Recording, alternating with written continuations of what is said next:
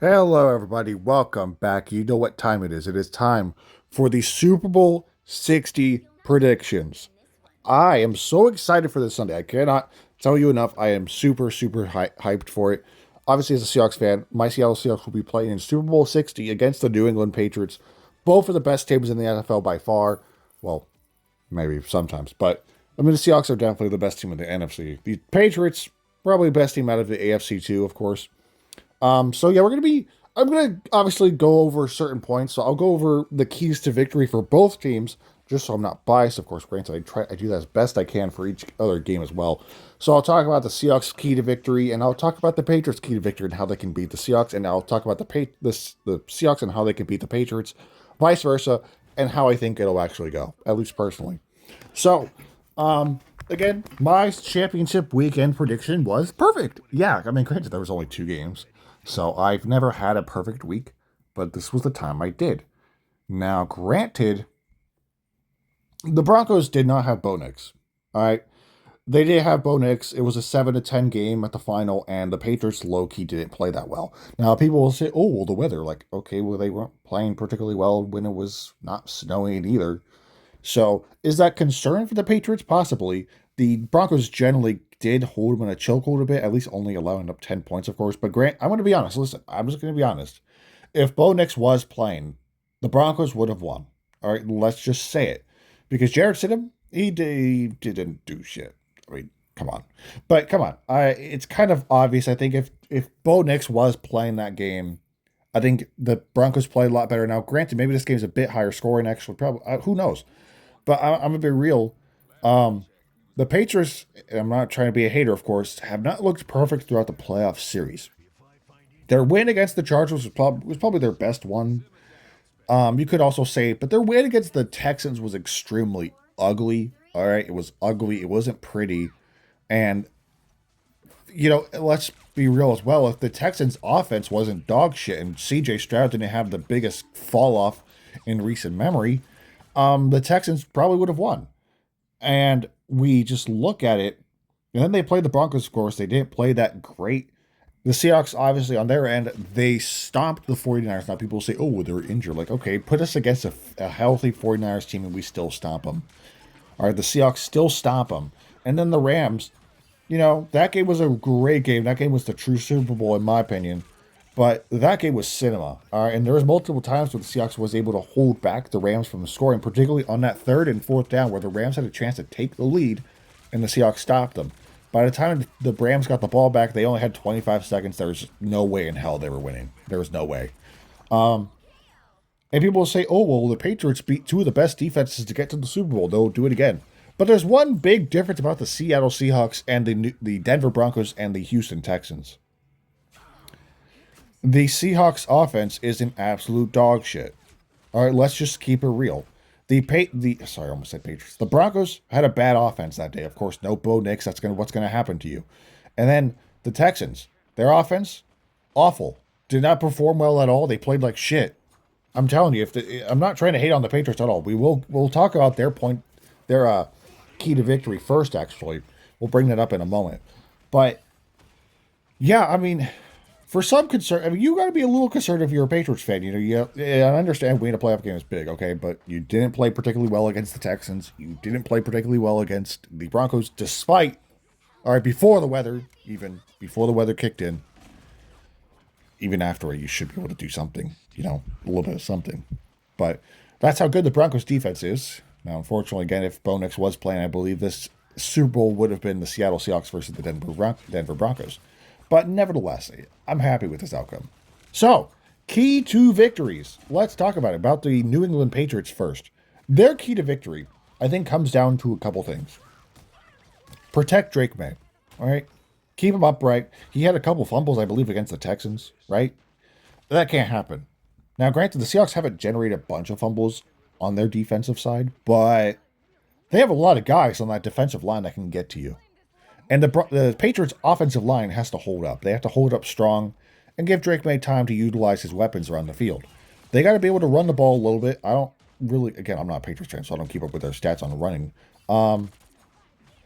But they got to be able to run the ball, throw it, and obviously just play efficiently. Don't get stopped on critical third downs and convert. On the other side of the ball, you got to find a way to slow down Jackson Smith and Jigba, of course, and make Darnold uncomfortable, which so far hasn't happened. He's been comfortable for the last few weeks, actually. A lot of people say, oh, well, he'll see Ghost. Well, he didn't see him against the Rams, and he definitely didn't see him against the 49ers or the last few games. Sam Darnold had been playing really well, honestly, for the last few weeks of the season. He's obviously had a great year, of course. Sure, he's had some bad games, of course. The first game against the Rams was ugly. It was ugly, and even the first half against the Rams in the second game was ugly as well. But Sam picked it up. All right, Sam picked it up, and he locked in because we do not win that game without him. That's how it goes. And for the Patriots defense, they just got to slow down the Seahawks offense, which is a very potent offense. Their offense, the Seahawks offense, I feel like doesn't get enough credit for how good it is. It can be in certain moments. If the running game, which the running game has been on fire recently, Kenneth Walker the running game was more of a Zach Charbonnet game. Unfortunately, Zach Charbonnet got hurt, which really sucks, man. I really wish he was around to be here for the Super Bowl run. He helped us get there. It's just unfortunate he's going to miss the initial ride. But Kenneth Walker, he has proven that he can totally handle the load by himself. Jackson Smith and Jigba, of course, an elite wide receiver. He doesn't do it all by himself either. You got Cooper Kupp, who's still clutch and still there. You got A.J. Barner, who's honestly a really underrated tight end who doesn't get talked about enough. And you have other receivers on the Seahawks offense that can show up out of nowhere and get a random touchdown like Jake Bobo did in the NFC Championship game. He's only had a couple catches this entire year, and he caught a random touchdown in the championship game. So I'm telling you, granted, I get a lot of teams have those type of players, but for the Patriots, their key to victory is harass Sam Darnold, make him feel uncomfortable, and don't let them blow you out on offense, at least for the most part. Shut down Jackson Smith and Jigba to the best of your ability, and also slow down the running game, because again, the Seahawks running game has been on fire lately. For their key to victory on the offensive side, it's a little difficult because, again, the Seahawks defense is super good. All right, the Seahawks defense is, not a biased opinion, it's arguably slightly better than both the Texans and the Broncos because, of course, who's in the Super Bowl? I'm joking. Totally different conference, but still. The Seahawks defense is known for bullying teams. Now, you could say, listen, in the grand scheme of things, that the NFC Championship game, the Seahawks defense generally did hold down the Rams to the best of their ability, and they did a solid job. And let's be real, the Patriots offense is not the Rams offense. Not even close. Drake May is a good quarterback, but they don't got Puka Nacua out there. They don't got him. They don't got any of those guys. Now, I think the Patriots offense is certainly still capable of scoring, but you're facing a juggernaut of a defense. Your key to victory is to run the ball, protect Drake May, and be efficient. Be efficient and don't be stupid. Don't allow multiple fumbles. Granted, again, the Seahawks haven't gotten many fumbles. They haven't forced many. But in terms of interceptions, though, they have 18 on the year. So you got to be careful with that. Now, granted, they did not have any against Matthew Stafford because Matthew Stafford's good. Drake May is also good, though. But point being, that's their key to victory on offense and defense. And also, I'll add another note is watch out for the special teams. Rashid Shaheed is really fucking good and can generally break out for a big run at any fucking moment. So you got to be ready for that. And then, of course, Jason Myers is a pretty clutch kicker. He's a pretty good kicker. Was, again, in the Week 18 game against the 49ers, he missed a couple of field goals, but, for the most part, I trust him. He's a good kicker. And, of course, Mike McDonald's a great coach. All right, he is. Mike Vrabel's also a good coach. We're getting the Mike versus Mike battle, so it's going to be fun. But overall, that is the key to victory for the New England Patriots. Now, for my Seattle Seahawks, the key to victory for them, we'll talk about the offense first, we're essentially going to use similar notes. Be efficient. Keep Sam Darnold upright. I'm not trying to sound lazy. This is just kind of simple key to victory for all teams. Is you got to protect Sam Darnold. All right, the Patriots, obviously Sam Darnold was on the Jets for a while. They owned him for a couple years. They were the ones that made him see ghosts. This is a nice revenge game potentially for him because if he can, go against the big bad bully that used to bully him back in the day and beat them in the Super Bowl, that would be the biggest redemption story possible. Now, for the Seahawks offense, again, be efficient. Do not throw multiple picks because you cannot have that. Let Kenneth Walker cook. And if you're at the fucking 1 yard line, you run the ball. I'm sorry, I have PTSD. I was at work and I was making a joke I said, I swear, if there's a moment that they're at the 1 yard line, I'm going to have like, my heart rate's going to be like over 200. If there's ever a moment we're at the 1 yard line, whether the game's on the line or what, my heart rate's going to just go skyrocket. I can't handle that stress again. I really can't. We don't have Zach Starbury. He's usually the guy we used to punch it in, but Kenneth Walker can do it too. So, point being though, for the Seahawks offense, you got to be efficient and spread the ball out. The Patriots defense is solid. I don't know much of their players. I know they got Christian Gonzalez, who's a really good player, of course, but utilize the fact that this Patriots defense is not top tier. Utilize that fact. The Seahawks offense is fully capable of scoring at you on any moment. So again, run the ball, utilize all your weapons. Jackson Smith and Jigba, Cooper Kupp, Rashid Shaheed, get him involved in the passing game a bit more. AJ Barner, I believe Elijah Arroyo or something his name. He just recently got out of injury, so he should be back for this game. Again, the Seahawks offense has plenty of weapons to throw at you. And there's a lot of random ones like Jake Boba or Eric. I don't know how to pronounce his last name. The guy who got the two. I'm just going to call him Eric because I know his first name is Eric at least. I don't know how to pronounce his last name, Eric. But point being, he got the 2-point conversion to win against the Rams. And Jake Boba caught a random pass in the NFC Championship game. So that, again, but for the Seahawks, once again, keep Sam Darnold protected. Don't let him get bullied. Don't let him see ghosts, of course. And play contemplate. Play good football, essentially. All right, if there's, convert on first downs, convert on second down, avoid going to third down. Don't take too many sacks, all right? Don't let sacks are drive killers. And also try to avoid penalties to the best of your ability. Particularly holding penalties can generally kill a drive. It can kill one in seconds. For the key to victory, I'll come back more if I have anything more to say about the offensive side. But the key to victory for the Seahawks defense is bully the fuck out of Drake May. All right? Bully the fuck out of him. Beat him up and shove him down and sack and make him eat that grass, right? Bully him, essentially. Because if, again, Patriots, I know, they beat two of the best defenses, right? They beat the Texans and they beat the Broncos. But let's be real. Both those teams had a bad offense. The Seahawks have a good offense. Arguably, a really good offense. So, but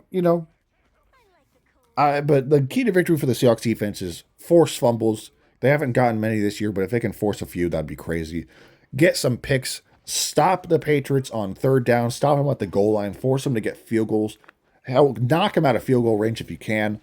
And just do everything you can to disrupt their game plan. Do everything they can to disrupt their game plan.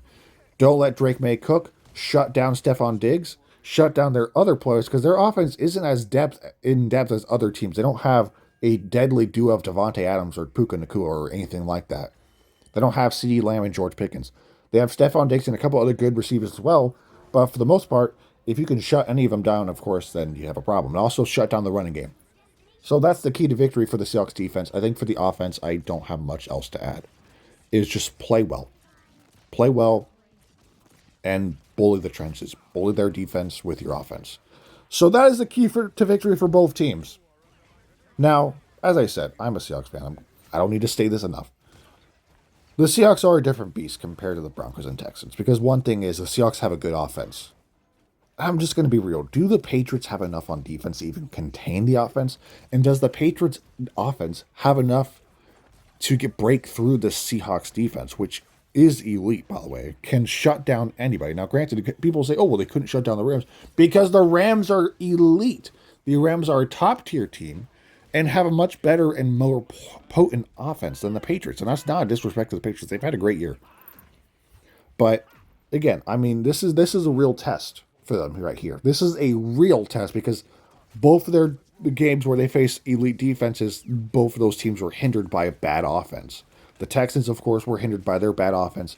I'm not trying to be a hater, but they would have lost to the Broncos if Bo Nix was playing. That's just a simple fact. Now, who do I think is going to win?